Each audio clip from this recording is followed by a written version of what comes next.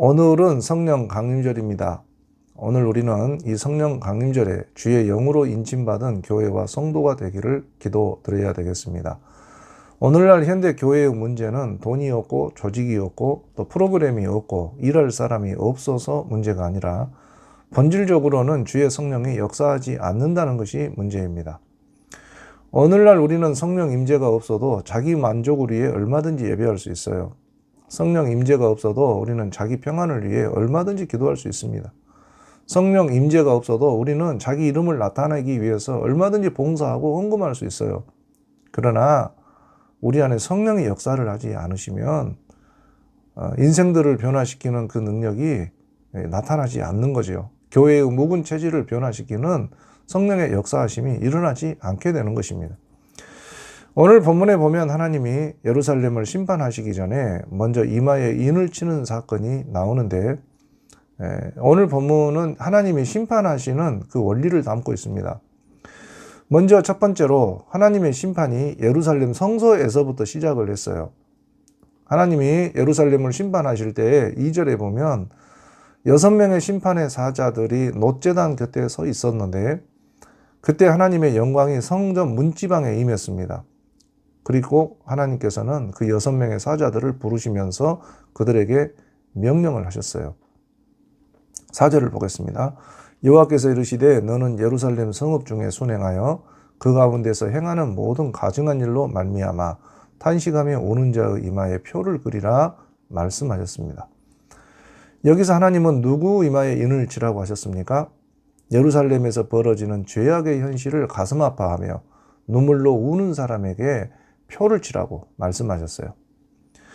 즉 여기서 하나님이 찾는 사람은 어떤 사람입니까? 예배를 많이 드리고 성경을 많이 알고 기도를 많이 하고 그런 사람이 아니에요. 하나님은 죄악의 현실을 애통해하는 사람을 찾으셨어요. 음행과 우상 숭배로 무너지고 있는 유대 민족의 죄악을 보면서 애통의 눈물로 회개하는 사람의 이마에 표를 칠하는 것입니다. 우리는 교회를 다니면서 과연 죄악의 현실을 애통해하고 있습니까? 선지자 예레미야는 자기 백성의 죄를 보면서 통곡했어요. 어찌하면 내 머리는 물이 되고 내 눈은 눈물 군원이 될고 그리하였으면 살육당한 딸 내 백성을 위하여 주의하러 올리로다. 예수님도 예루살렘을 보면서 예루살렘아 예루살렘아 하고 통곡하면서 울으셨습니다. 저도 목회하면서 많이 울었습니다. 내 죄 때문에도 울었고 내 부모 형제 때문에도 울었고 내 자녀들 때문에도 울었고 믿음을 잃어버리고 나자빠져 있는 우리 교인들을 생각하면서 기도의 눈물을 흘렸어요. 말세를 당한 지금은 눈물로 기도를 해야 될 때입니다. 그 무엇보다 가정 구원을 위해서 기도해야 됩니다. 자녀들을 위해서 기도의 눈물을 흘려야 됩니다. 하나님은 우리 성도들의 기도의 눈물을 보시는 분입니다. 하나님은 우리가 눈물 골짜기로 지나갈 때에 그곳으로 많은 세무곳이 되게 하시는 분입니다. 항상 소망을 가지고 죄악의 현실을 애통해하면서 눈물 흘리는 성도들이 되어야 되겠습니다. 왜 하나님은 이마에 인을 치라 하셨을까요? 그것은 심판날에 멸망받지 않고 구원받을 사람을 미리 인증하는 표식이었어요. 6명의 심판의 사자들이 예루살렘을 돌아다니면서 구원받을 사람의 이마에 표를 쳤어요. 그것은 하나님께 속한 자들이라는 인증마크였던 것입니다. 즉 심판의 사자들이 예루살렘을 돌아다니다가 머리에 인침받은 사람들은 손을 대지 않는다는 거죠. 그러나 이마에 표가 없는 자는 심판의 사자들에게 매를 맞고 결국 멸망을 당한다는 것이죠. 오늘 우리는 예수님을 믿을 때 이마에 인침을 받은 성도들입니까? 성경에는 이와 비슷한 유비들이 많아요. 출애굽기 12장을 보면 6월절에 애굽에 임한 10번째 재앙이 초태생, 즉 장자를 치는 재앙이었어요. 그 재앙을 피하려면 어떻게 해야 합니까? 이스라엘 백성들은 자기 집 문설주와 임방에 어린 양의 피를 바르라 했어요. 그 피를 보고 심판의 사자들이 이 집은 이스라엘 백성의 집이구나 하고 생각하면서 그 집을 그냥 지나간다는 거죠. 즉 재앙이 그 집에는 임하지 않는다는 거죠. 그 피가 신약 성경에 오면 바로 예수 그리스도 하나님의 어린 양이신 예수님의 보배로운 피라고 하는 사실을 사도들이 증거했어요. 요한계시록 7장 3절에서 4절을 보면 또 인 맞는 얘기가 나오는데, 우리가 하나님의 종들로 이마에 인치기까지 땅이나 바다나 나무들을 해하지 말라 하더라. 내가 인침을 받은 자의 수를 들으니 이스라엘 자손의 각 지파 중에서 인침을 받은 자들이 14만 4천이니 말씀했어요. 말세에는 두 가지 표가 있는데, 하나는 적 그리스도 666의 표를 받은 자들, 즉 세상 권세에 참여해서 하나님의 심판을 받는 그런 사람들이 있고요. 또 한 부류는 하나님의 종들로서 하나님의 인침을 받은, 즉 예수 보혈의 피로 인침을 받은 하나님의 백성들이 있는 것이에요. 그 중에 인침을 받은 14만 4천 명 성도들은 어린 양 예수님이 어디로 가든지 따라가는 성도들입니다. 그들은 환난을 이기며 자기 신앙 고백을 끝까지 지킨 사람들이지요. 그들의 이마에 너는 내 것이라 하나님의 인증 마크가 새겨진 거예요. 그들이 바로 구원받을 사람들이지요. 즉 출애굽기 12장과 에스겔 9장, 요한계시록 7장의 말씀은 매우 유사성이 있습니다. 전부 구원받을 사람들에게는 인을 줬다는 거죠. 우리는 이 말세에 어떻게 해야 구원을 받습니까? 단지 종교적인 형식을 오랫동안 했다고 해서 그것이 중요한 게 아니라는 거죠. 어린 양 예수 그리스도의 보혈로 인침받는 성도가 돼야 될 줄로 믿습니다.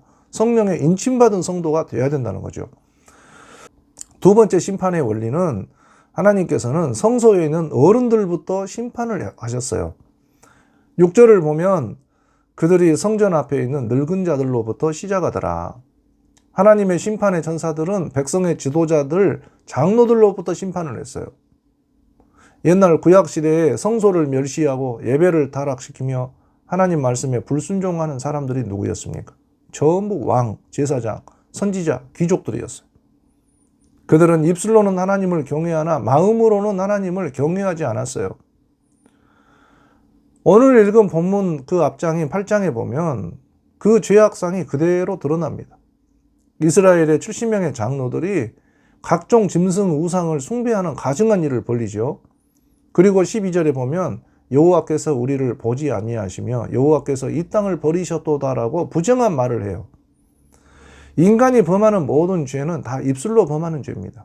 하나님이 우리를 버렸다 한다든지, 하나님은 우리 기도를 응답하지 않으신다 한다든지, 하나님께서는 그런 말을 다 듣고 계시는 거죠. 우리 성도들이 신앙생활하면서 무슨 말을 하든지 믿음의 말을 해야 할 줄로 믿습니다. 또 성전 북문에서는 이스라엘 여인들이 바벨론의 우상인 담무스를 위해 애곡하고 있었다 했어요. 이스라엘 여자들이 바벨론의 우상 앞에 자기 자식을 갖다 바치는 우상 숭배 의식을 행한 것입니다. 오늘날에도 그러지요. 부모님들이 자기 자식을 교회에서 멀어지게 만드는 거죠. 학교 공부를 위해서 세상 공부를 우상으로 삼고 세상의 성공을 추구하기 위해서 자식들을 세상으로 내모는 거죠. 그래서 자녀들이 주일 성수를 못하는 거예요. 자식들이 공부를 못하면 슬퍼하고 공부를 잘하면 기뻐하고, 그런데 신앙이 없는 그 자녀들을 위해서 눈물을 흘리지는 않는 거죠. 하나님께서는 그런 모습을 지켜보고 계시는 겁니다. 또 제사장 25인이 하나님의 성소를 등지고 동방태양상을 향해 경배를 드리는 것을 하나님이 지켜보고 계셨어요. 하나님을 경배해야 될 사명이 있는 제사장들이 세상의 성공과 번영을 가져다주는 바벨론의 우상에게 경배를 드렸다는 것입니다. 하나님이 그 모든 죄를 다 보시고 진노를 하시면서 성령이 성전을 떠나 감람산으로 옮겨가 버리는 거죠. 그와 동일한 패턴이 예수님 시대에도 벌어졌어요. 예루살렘 성전이 점점 강도의 소굴이 돼버리는 거죠. 사두개인, 바리새인, 이 지도자들이 타락을 해버리는 거죠. 백성들이 죄악을 함께 범하면서 결국 하나님의 영광이 성전을 떠나버리기 때에 그 성전이 무너지는 종말론적 사건이 벌어지는 것입니다. 오늘의 말씀은 말세를 살고 있는 오늘 우리들에게, 특히 교회 지도자들에게 경고를 주고 있습니다. 교회의 목사, 장로, 권사들은 그래도 교회의 지도력이 있는 사람들인데, 무엇보다도 이분들은 교회에서 본이 되게끔 예배생활, 기도생활, 헌신의 본이 될 수 있는 그런 삶을 살아야 할 줄로 믿습니다. 우리가 신앙생활을 오래 하다 보면요, 뭔가 종교적인 형식에 익숙해져요. 예배드리고 기도하고 또 찬송하는 그런 일들이 습관이 되어갑니다. 그런데 어느 날 내 영혼에 눈물이 없어지고 성령의 감동하시는 은혜를 받지 못하는 수준으로 떨어져 있는 것을 보게 돼요. 그럴 때마다 주님 앞에 나와서 자기의 영혼을 돌아보면서 애통의 눈물을 흘리면서 하나님을 바라볼 수 있는 경건한 성도가 되어야 할 줄로 믿습니다. 세 번째로는 심판을 돌이키지 못하는 때가 왔어요. 에스겔 선지자가 8절에서 부르짖었습니다. 아하, 주 여호와여, 예루살렘을 향하여 분노를 쏟으시오니 이스라엘의 남은 자를 모두 멸하려 하시나이까. 에스겔 선지자가 자기 백성들을 위해 중보의 기도를 드리는 거죠. 아무리 죄악이 가득하다 해도 그래도 그 중에는 남은 자가 있지 않습니까? 하면서 중보 기도를 드리는 거죠. 오늘날 목사는 성도들을 위해서, 또 육신의 부모님들은 자녀를 위해서 중보의 기도를 드리는 거죠. 하나님께서는 그런 중보 기도를 들으시고 죄인된 성도들에게, 그리고 우리 자녀들에게 오래 참아주시고 회개할 기회를 주시죠. 그러나 10절에 보면 하나님께서는 말씀하셨어요. 그러므로 내가 그들을 불쌍히 여기지 아니하며 긍휼을 베풀지 아니하고 그들의 행위대로 그들의 머리에 갚으리라.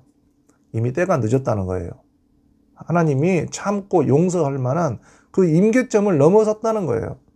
그래서 하나님의 심판과 진노를 돌이킬 수 없게 되었다는 것입니다. 우리는 신앙생활 해보면서 모든 일에는 때가 있다는 것을 알아야 합니다. 회개해야 될 때가 있습니다. 꼭 믿어야 할 때가 있습니다.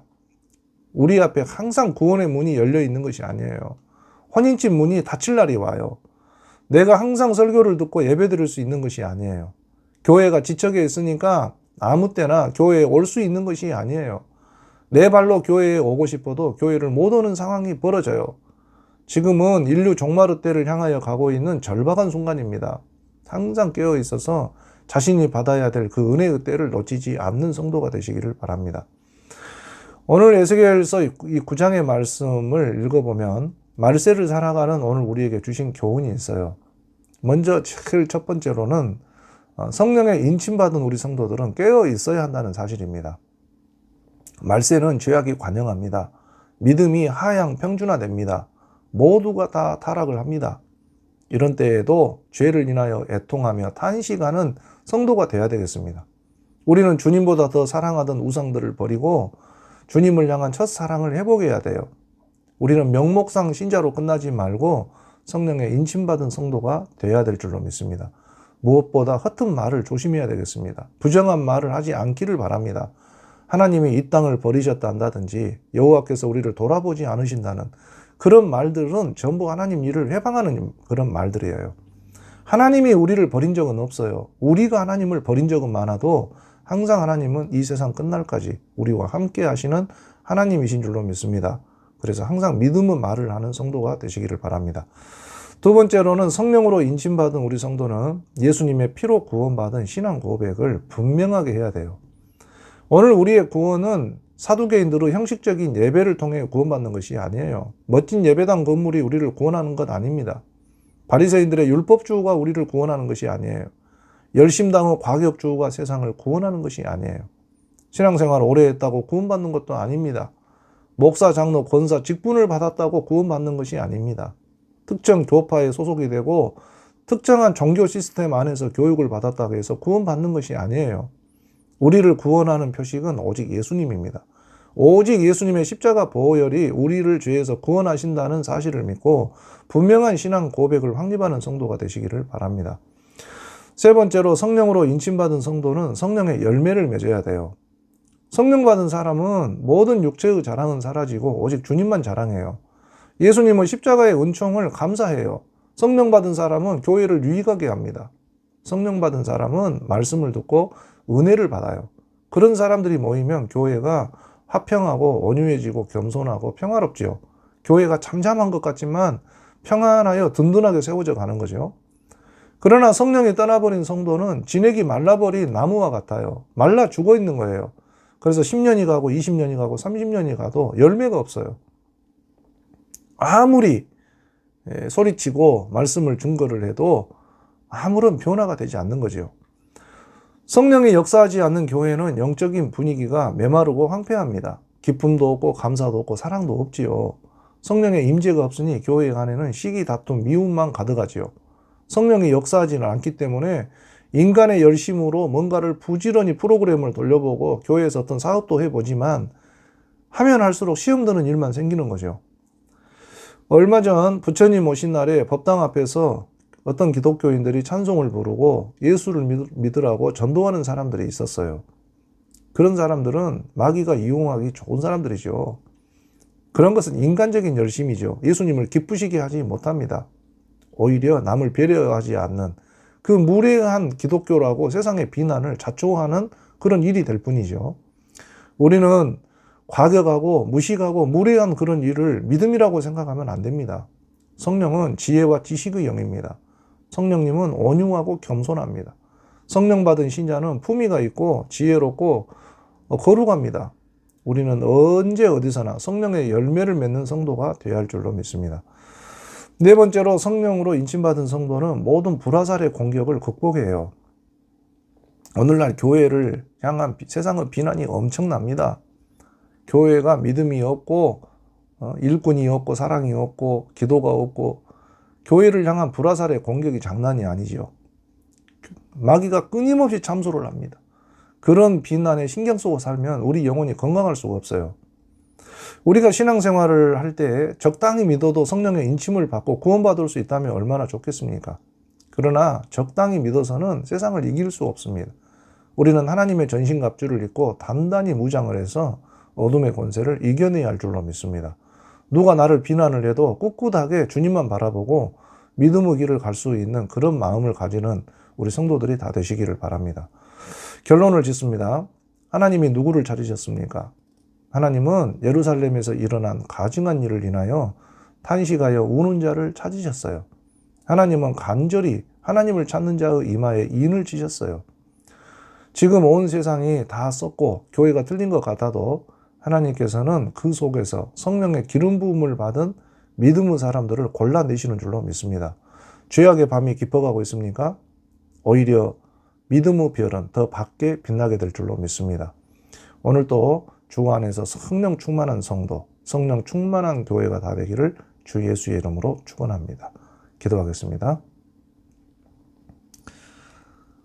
성령 하나님, 오늘 성령 강림절에 우리들도 120문도와 같이 성령의 세술에 취하여 기탄 없이 복음을 증거하는 그런 성도들이 다 되게 하시고, 말씀에서 언약하신 대로 말세의 내 남종 여종에게 내 영을 기름 부어 주리라고 약속하신 대로 우리 모든 사람들 한 사람 한 사람들에게 성령의 기름 부음을 충만하게 허락하여 주시옵소서.